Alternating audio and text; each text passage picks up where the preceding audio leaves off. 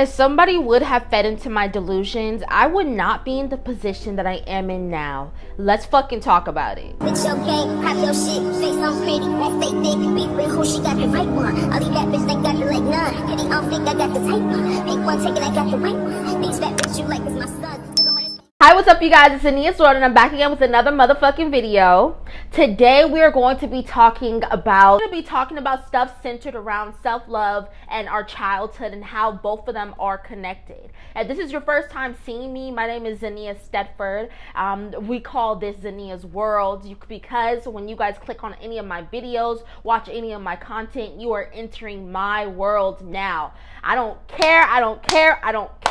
This is a judgment-free zone. We don't judge, we don't disrespect, we don't argue, we don't fight. But what we can do is we can share our opinions respectfully. So if you have an opinion, share respectfully, okay?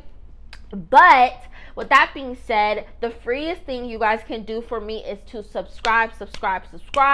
We are going to hit 10K by the end of the year. I know, I feel it in my bones. I feel it every time you guys click on one of my videos and you guys watch me. God has a plan for me, for my channel, for everybody. We're all going to prosper, everybody who clicked on this video. But with that being said, let's get into the motherfucking video. So, what I mean by, if somebody would have played into my delusions at a young age, I would not be in the position I am in today. This topic has fostered a lot of confusion and sadness into my own life because now it's like, oh, this is connected to this is connected to this. Whoa, we really had to clock that T! Clock that T! Because us as humans, when we keep doing something over and over and over again, there's one point in your life where you really have to look down at yourself and say, what is causing this emotion? What is causing this right now? What is causing me to act like this, right? So today, I'm going to be going a little bit deeper into my childhood, my relationship with my father, my mother, and just the woman I am today. Okay. So, I had a conversation 2 years ago with an ex-friend. In this conversation, we are both talking about our families. And at the time, I was in a lot of conflict with my own family, my mother, and I was living with my family at the time. That's when I was in Arizona. And I don't remember what we were getting mad, like what we were mad at our families about, but I remember something that came out of my mouth, and it was so powerful that till this day, I still think about it. I said, I am the woman I am today because of fucking me. Nobody else in this world can say that they made me play factors, but they did not make me into the woman I am today. Okay? Every single idea that has ever been put onto me, I had to lift off of my chest because I had to figure out who I was. No one taught me to be the woman that I am today. Period. And I don't care whose feelings that hurts. I don't care if you might have been a factor, but you are not the reason why I am sitting here today, and I held my head high, okay? So, we're going to take it back to childhood. One thing my father always used to teach me is to always lift your head up, never put your head down. Because as a child, I would always look down. When you always look down, you slouch out your body, it's like you have an insecurity problem, right? You're always sad, you're insecure, you're scared, you're timid. So my dad would be this person to tell me to lift my head up, okay? But he was also the person that was putting his hands on me, beating me, telling me how disgusting I was, how I looked, talking about my body. So the person that was essentially telling me to lift my head up, keep your crown high, was also the one that was shrinking me so small, right? And in childhood, I remember I always wanted to be a singer. Obviously, you guys know I do music now. I rap and I sing. But at this time, I always wanted to be a singer. And I remember Britney Spears just cut her hair 2009, 2008. I think that's when I was around there. But she just cut her hair. I was with my father in the car. I was talking about like how I liked Britney Spears. And then he asked us like, I remember I asked my brother, or somebody asked me, like, if you could change your name, what would you change it to? And I was like, Britney, because of Britney Spears, and I love singing. And he just went off on me. He was like, why would you want to be like her? Obviously, at the time, I get it, right? You know, we're getting to the topic. And he's just like, why would you even want to be with like her, right? And then we had another conversation where I would be in the car, and all I would do is sing. I would just sing all the time. I remembered every single song. In school, I wasn't that good, okay? I was slower in school. I want to say slow, but I was slower in school. Want to know why I was slower in school? Because my father would beat me. He gave me anxiety when it came to solving maths, doing all of these things, because I knew that once I failed, he already thought I was stupid. So what was the point of succeeding if somebody already has the bar so low for you that they're calling you dumb every single day? So when it came to school, I never had hope. I wasn't the bitches that walked into school and was like, look at me, my name is Zania, I'm good at mathematics. No. When I walked into school, I said, oh, my father already thinks I'm dumb. Before I even got to kindergarten, he was beating on me, telling me that I was going to be pregnant at 16. So why on God's earth would I walk into here with my head held high, acting like, oh, you know what I mean? So I never took school serious. But when it came to my creativity, to me singing, to me doing a lot, expressing myself in those ways, I loved it, right? So I remember, again, I was singing in the car all the time, and he told me, like, why do you sing so much? You don't ever put this much effort into your books. Mind you, my father is a Caribbean man. A lot of people who are Caribbean, Jamaican, any one of those, if your parent isn't American, you know they're strict, okay? So you probably heard that before. So I just remember, what did I do? I put my head down. I was quiet. Stopped singing around him as much. Stopped being so joyful, right? Another time, there was this thing, right? I don't know if you guys are like my age, because I'm only 22. Let me stop acting like I'm just this old person. I was just started drinking last year. Okay, no, 2 years ago, because I'm about to be 23. But I remember this one time, my mother, she took me to this Disney Channel radio auditions. So on the radio, this Disney Channel radio, you would hear all around Arizona, come, you can meet the cast of Wizardly Waverly Place, Sunny, like all those kind of places. And I remember I've always wanted to act, okay? And my mom says that she took me there one time because I always wanted to act, but I was too scared to go in, okay? And I had my aunt, and she was like, oh, I'm gonna take you to American Idol, but I was so scared to even go to American Idol because I was like, I don't want to be booed. I don't want people to talk about me. Like, I don't know, right? So this all wraps around to what I mean by it. People fed into my delusions. So my aunt was like, the day that you're ready to go to American Idol, I will take you. I took that so serious that when I was like 15, 16, I finally asked my aunt, I said, I am ready to go to American Idol. And she told me she was just playing. Okay? And, yeah. So when it came to school, the bar was already set so low to me. Nobody called me smart because I was already dumb. I had my father beating at me, telling me that I was never going to make it to college, that I was going to be an idiot, right?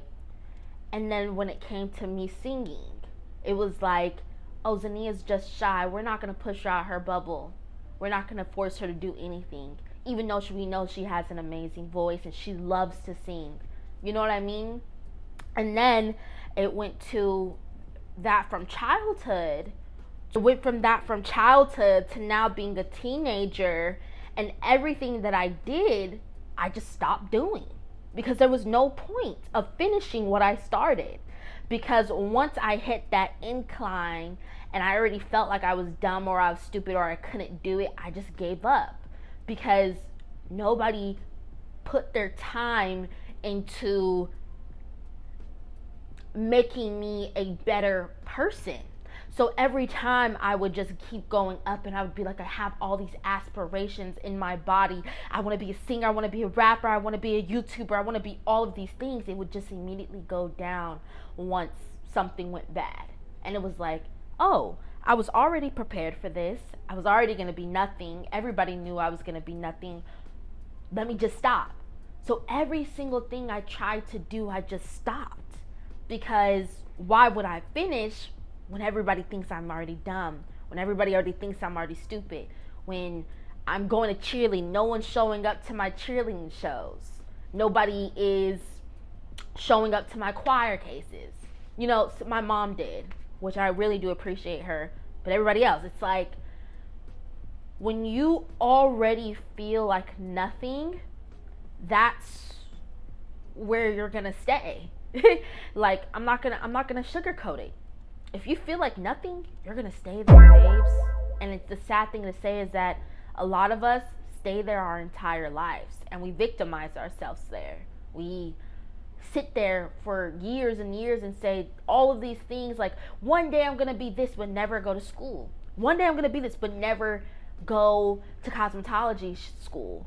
One day I'm gonna do this but never do it. Hit my breaking point when I was 19.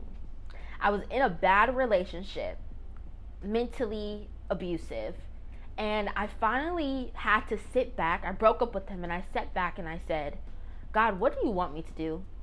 At the time I was like super spiritual, so I was like, universe, what do you want me to do? So then I sat back and I listened, and my body just said, nobody has believed me my entire life, so I have to start believing myself.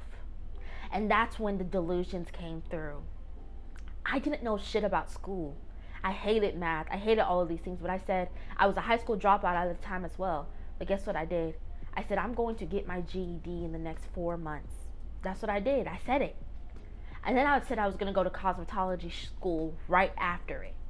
So what did I do? I started signing up for cosmetology schools.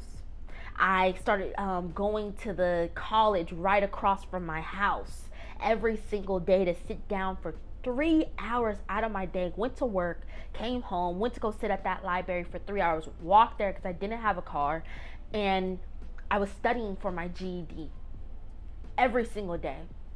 It took me 6 months, but I did not stop because I believed in that I could do it. I believed that I could do it. Paid for every single test out of my pocket. Nobody helped me. Got my GED in 6 months. Found out in those 6 months that I didn't want to go to cosmetology school, but I wanted to be something, so I went back to school, college, even though now I didn't finish, y'all. I didn't finish, but I am going to. And I went back to college. I went to college, literally graduated with my GED January, I think 11th, and was in college by January 18th, period. And at that time, I said, God, okay, keep working on me. I didn't know how to drive. I didn't know how to do anything because my mom would always be like, I have anxiety. So it gave me anxiety where it's like, oh, I can never drive a car. But what did I do? I played into my own delusions and I said, I watched my mom drive before, so why can't I drive? So I started taking my mom's car and driving that bitch. Me and my sister, we literally were riding down the street together. Didn't have my license at all. Took my book money from college and paid it to go to a school. Went to driving schools, got my license in 2 months. I fed into my own delusions. And the sad thing was is nobody helped me with that. Nobody helped me pay for driving school. Nobody helped me pay for college. Nobody helped me pay for motherfucking, to get my GED. I did that on my own. I created the woman I am today. And even today, I still deal with a lot of insecurity problems because I'm studying to get my cybersecurity certifications. And I'm sitting here, and during the process, I'm crying. And I just don't know why I'm crying and why I'm sad. And this is a little bit of a tough one, so I don't want to cry about this. Nobody filled my cup. Nobody told me that I was smart growing up. enough. Nobody fed into or filled my cup. I did it all myself. So when I'm studying for cybersecurity, it enters my mind, we're like, oh my God, I'm so dumb, I can't do it. But I'm like, whoa, Zania motherfucking Stefford. I could do this. I could fill my own cup. I'm gonna get that certification because guess who the fuck I am? I am Zania. I am one of the ones. I am one of the ones that came from nothing. 4 or 5 years ago, I was homeless, sleeping in my mom's friends' houses in one bedroom, in a bedroom with 6 people, taking care of my needs, just high school dropout. I could do it. I could feed into my delusions. I'm one of those people. And I just say that to say that would I be in a different place if people fed into my cup? Yes. But my past is only my armor. It is my armor. And that's why I'm so strong today. I don't have it like everybody else, but I know that I could get it like everybody else. So that's what I will do. So that's why when I speak about things, I always speak in the future. I always say I'm going to have 10K subscribers because I know I'm going to have it. I deserve it. I'm deserving of it.